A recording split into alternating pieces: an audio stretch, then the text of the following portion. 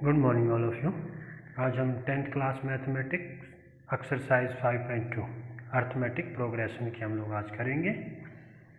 कल हमने समझा था कि एपी है जो अर्थमेटिक प्रोग्रेशन जो है वो क्या है, कोई भी दो कंसेक्यूटिव टर्म में अगर कॉमन डिफरेंस सेम है तो that sequence is called an AP. ठीक है ना। तो जो इसकी जनरल फॉर्म जो है, general form of an AP क्या हो गया। अगर सपोज करो फर्स्ट टर्म अगर आपका ए है तो नेक्स्ट टर्म कैसे आती है, सक्सीडिंग टर्म कैसे, उसमें कॉमन डिफरेंस। सपोज करो डी कॉमन डिफरेंस है, नेक्स्ट कैसे आएगी ए प्लस में 2d, नेक्स्ट कैसे आएगी ए प्लस में 3d, और इसी तरह से ये सीक्वेंस चलती रहेगी। और इसका जो लास्ट टर्म होगा वो आपका क्या होगा, ए एन। ठीक है ना। ये तो जनरल फॉर्म है और इसको हम लोग बोलते हैं ए एन। जो लास्ट टर्म है उसको बोलते हैं हम लोग जनरल टर्म। और जनरल टर्म को कई बार हम लोग स्मॉल लेटर एल से भी रिप्रेजेंट करते हैं ना। ये जनरल टर्म मीन्स 1 रखा तो फर्स्ट टर्म, 2 रखा तो सेकंड टर्म, है ना। इस तरह से अब देखो फर्स्ट टर्म क्या है ए, सेकंड टर्म क्या है ए प्लस में डी, और इसी तरह से देखो ये कौन सी टर्म है, थर्ड टर्म है तो ए3 को क्या लिखा ए प्लस में 2d। ये फोर्थ टर्म है ना ए4 को क्या लिखा ए प्लस में 3d। अब देखो इस सीक्वेंस को जो अगर हम लोग देखते हैं तो देखो इनके बीच में क्या रिलेशन है। जब फर्स्ट टर्म आया तो d के आगे 0 है, माना इसलिए d नहीं है यहाँ। जब 2 आया a2 सेकंड टर्म आया तो d के आगे 1 है। जब थर्ड टर्म आया तो d के आगे 2 है। जब फोर्थ टर्म आया तो d के आगे 3 है। इसका मतलब क्या हुआ, जोन सी टर्म निकालनी है d के आगे जो कोफिशिएंट होगा वो उससे कम होगा। तो इसका मतलब जो जनरल टर्म है ए एन वो कैसे आएगी, ए एन से 1 लेस, एन से 1 लेस क्या होगी A plus N minus 1 into D. तो इसको बोलते हैं हम लोग जनरल टर्म का फार्मूला, माना nth टर्म का फार्मूला है ना। nth टर्म का फार्मूला हमारे पास ये हो जाएगा A plus N minus 1 into D. इसको अभी बोला ना एल भी लिखते हैं हम लोग, वो क्वेश्चन के ऊपर डिपेंड करता है हमने किस चीज़ का यूज करना है, एल का या ए एन का, है ना। ए की बात है। और उसके बाद ये पता ही आपको डी क्या है, कॉमन डिफरेंस है, ए क्या है फर्स्ट टर्म है, एन क्या है नंबर ऑफ टर्म्स है ना। यहाँ पे एन क्या है नंबर ऑफ टर्म्स। उसके बाद क्वेश्चन उठता है कि भाई हमें इस फार्मूले का यूज़ कहाँ करेंगे। जब कोई भी क्वेश्चन ऐसे पूछेगा 10th term, 5th term, 15th term, 20th term, तब हम इस फार्मूले का यूज़ करेंगे। देखो इसमें 4 वेरिएबल है, ए एन है, ए है, एन है और डी है। 4 हो गए इसमें। इन 4 में से 3 आपको मिलेंगे, आपको कोई एक निकालना होगा। देखो एक्सरसाइज का क्वेश्चन देखते हैं। एक्सरसाइज का फर्स्ट क्वेश्चन है एक्सरसाइज 5.2 का। देखो इसके 4 पार्ट है, हम लोग कोई 2 पार्ट कर रहे हैं, 5 पार्ट है सॉरी। इसके हम फर्स्ट और थर्ड पार्ट को करेंगे। देखो इसमें ये क्या ए गिवन है, डी गिवन है, एन गिवन है, ए एन कहता है। तो nth टर्म का फार्मूला लिखें। क्या किया था A plus N minus 1 into D. ठीक है ना। अब nth टर्म तो निकालना हमने, है ना, क्या होगा वो। तो a कितना है 7, n माइनस 1। अब इसमें देखो n गिवन कितना 8 माइनस 1, डी कितना है आपके पास 3 है। तो ये 7 प्लस में यहाँ 7 3 जा 21, तो ये कितना आ जाएगा 28। तो ये आपके पास फिल इन द ब्लैंक से जो ये 28 आ जाएगा। नेक्स्ट है देखो सेकंड पार्ट जो आपका क्या कहता है। अब ये क्या है ए है आपके पास, ए तो हो गया माइनस 18.9 और डी हो गया 2.5 और एन निकालना हमने। अब ए एन गिवन है आपके पास। अब ए एन कितना है 3.6, वही देखो 4 थे ना, 4 में से फिर 3 मिल गए, 1 निकालना, तो वही है, आप nth टर्म का फार्मूला लिखेंगे an, a प्लस में n-1d है ना, nth टर्म 3.6, ए हो गया आपके पास -18.9, n-1 n निकालना है, डी आपके पास हो गया 2.5, ठीक है ना। अब देखो 18.9 को इधर ले आएंगे, 3.6 प्लस में 18.9 is equal to n-1 into 2.5, ठीक है। अब इसको ऐड कर लो, कितना हो गया, 9 6 15 और 22, ये आ गया आपके पास, तो n-1 इंटू 2.5 उधर जाके डिवाइड हो जाएगा, तो n-1 22.5 डिवाइड बाई 2.5, डेसिमल से डेसिमल कैंसिल, और है ना 25 9 है ना 225, तो n कितना आ गया, 1 उधर जाके ऐड हो जाएगा, तो n की वैल्यू क्या आ जाएगी, 10 आ जाएगी आपके पास, ठीक है ना। अब देखो क्वेश्चन नंबर सेकंड है। सेकंड क्वेश्चन में ये कहता है, देखो मल्टीपल चॉइस क्वेश्चन का है, 2 पार्ट है इसके, हम लोग फर्स्ट पार्ट करें। 30th term of the AP, इस एपी की 30th टर्म निकालनी है। अब देखो सारी वही 4 चीज़ें a n और d है ना।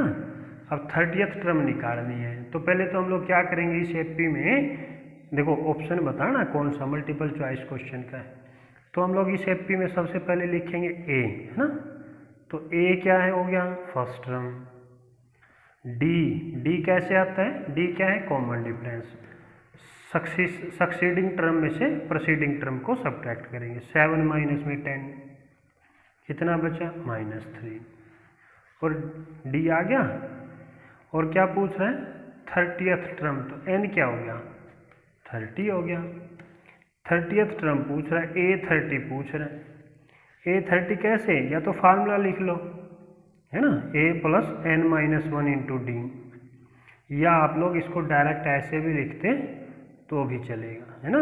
भाई 30th टर्म है तो उसके d के आगे क्या है, 1 नंबर कम होता है, या फार्मूले के अकॉर्डिंग लिख लो।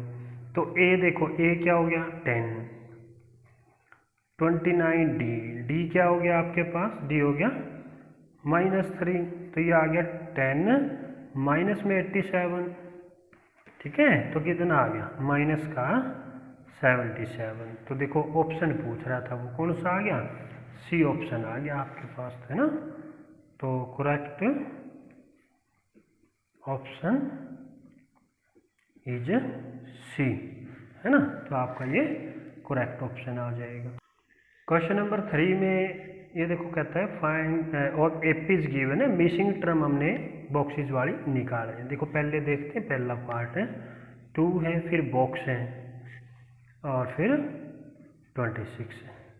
अब हमें ये मिसिंग टर्म निकालनी है। अब देखो ये एपी तो है, ऊपर लिखा हुआ है एपीज है, तो मिसिंग टर्म हमने निकालनी है, तो हमें तो पता है जो फर्स्ट नंबर पे होगी वो क्या होगी, फर्स्ट टर्म होगा। सेकंड तो हमने निकालनी है, थर्ड टर्म का पता है, थर्ड टर्म कितनी होगी 26 हो गई। अब थर्ड टर्म को लिखते कैसे हैं, a प्लस में 2d है ना, फार्मूले के अकॉर्डिंग, तो ये 26, a की वैल्यू इसमें सब्स्टिट्यूट कर देंगे है ना। इसमें a कितना है 2 प्लस में 2d इज इक्वल टू 26।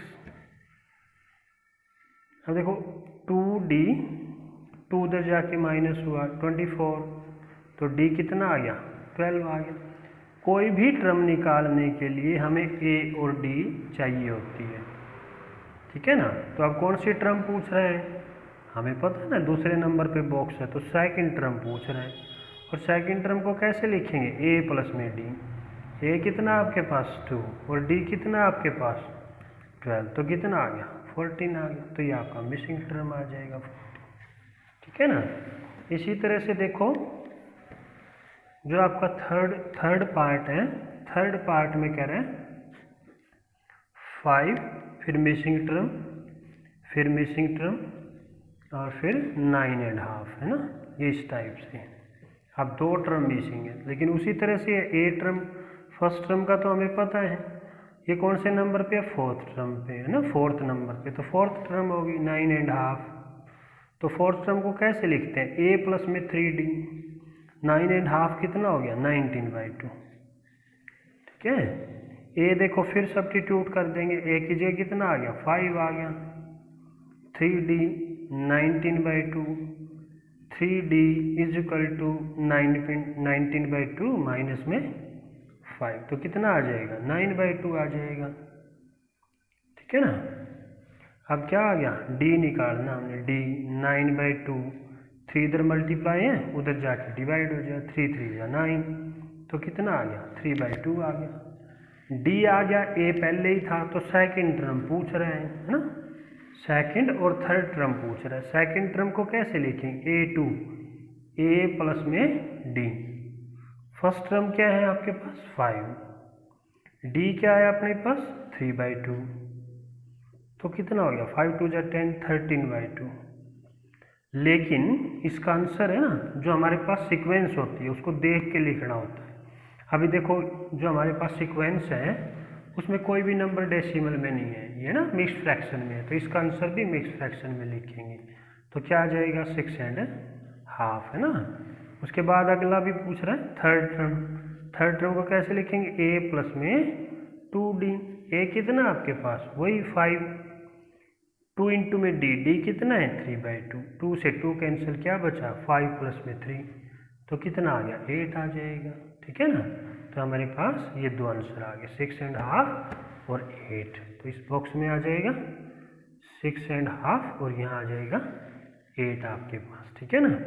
उसके बाद देखो एक पार्ट और करते हैं इसका हम लोग पार्ट कर लेते हैं, चलो लास्ट है फिफ्थ पार्ट, इसका हम लोग फिफ्थ पार्ट कर लेते हैं। फिफ्थ में फर्स्ट ही फिलअप करना है, फिर उसके बाद 38, फिर फिलअप, फिर फिलअप, फिर फिलअप और -22। अब देखो फर्स्ट टर्म ही नहीं है, लेकिन फर्स्ट टर्म नहीं है तो हमें ये तो पता है ना सेकंड और ये कौन से नंबर पे है, सिक्स्थ टर्म पे है ना, 1 2 3 4 5 6, तो सेकंड है, सेकंड टर्म लिख लेते हैं। सेकंड टर्म क्या है 38, सेकंड टर्म को कैसे लिखेंगे, a प्लस में d is equal to 38, equation number इसको फर्स्ट कर लो। अब ये सिक्स्थ टर्म है, सिक्स्थ टर्म को क्या लिखेंगे a6, वो कितना है -22, सिक्स्थ टर्म को क्या लिखेंगे a प्लस में 5d इज इक्वल टू -22, ये इक्वेशन नंबर सेकंड बन जाएगी आपके पास। अब देखो लीनियर इक्वेशन इन 2 वेरिएबल वाली थी ना जो, उस तरह की बन गई। अब देखो a इक्वल है तो सब्ट्रैक्ट कर लेंगे ना, subtract equation second from first, है ना, सब्ट्रैक्ट कर देंगे, क्यों, क्योंकि a इक्वल है और इनके कोफिशिएंट इक्वल हैं और साइन क्या है अपोजिट है, तो अपोजिट साइन को कट करने के लिए क्या करेंगे सब्ट्रैक्ट कर देंगे उसको, है ना। तो फर्स्ट है a plus d, first equation तो है आपके पास a प्लस में d इज इक्वल टू 38, और सेकंड थी आपके पास a प्लस में 5d इज इक्वल टू -22, तो सब्ट्रैक्ट करेंगे तो क्या होगा साइन चेंज हो जाएंगे, ये माइनस ये प्लस हो जाएगा ना, ये माइनस से माइनस का प्लस माइनस कैंसिल, क्या बचा माइनस के ज़्यादा -4d, ये क्या हो जाएंगे प्लस हो जाएंगे, तो कितना आ गया 60 आ गया, तो d की वैल्यू निकाल दो 60 डिवाइड बाय -4, तो कितना आ गया -15 आ गया, क्या आ गया d आ गया, d की वैल्यू सब्स्टिट्यूट कर दो फर्स्ट में, d is equal to -15, first या सेकंड किसी में भी है ना, सब्स्टिट्यूटिंग फर्स्ट में रख देते हैं, a प्लस में d है तो d की जगह क्या है -15, 38, तो a क्या आ गया 38, 15 उधर जाके प्लस का हो जाएगा, तो कितना बचा 53 आ गया। कौन सी टर्म पूछ रहा था, फर्स्ट पूछ रहा था, तो फर्स्ट टर्म आ गई, फर्स्ट फिलअप था ना, फर्स्ट फिलअप में तो ये आ गया।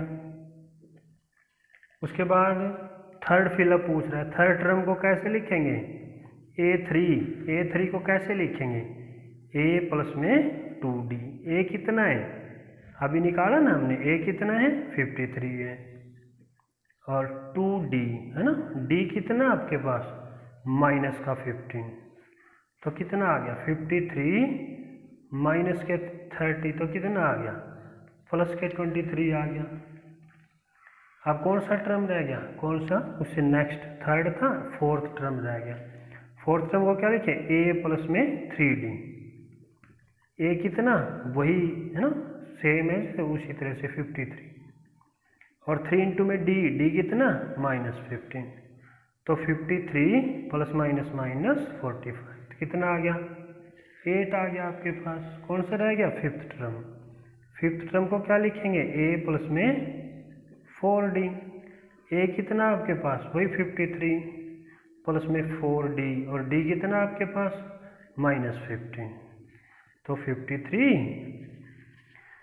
माइनस में 16, तो माइनस के ज़्यादा है तो माइनस का 7, ये आपके पास आंसर आ गया। माइनस का 7 आ गया, एक 8 आ गया, एक 23 आ गया और एक 53 आ गया। फिर ये 4 मिसिंग टर्म, तो ये हमें निकाल देते, ठीक है।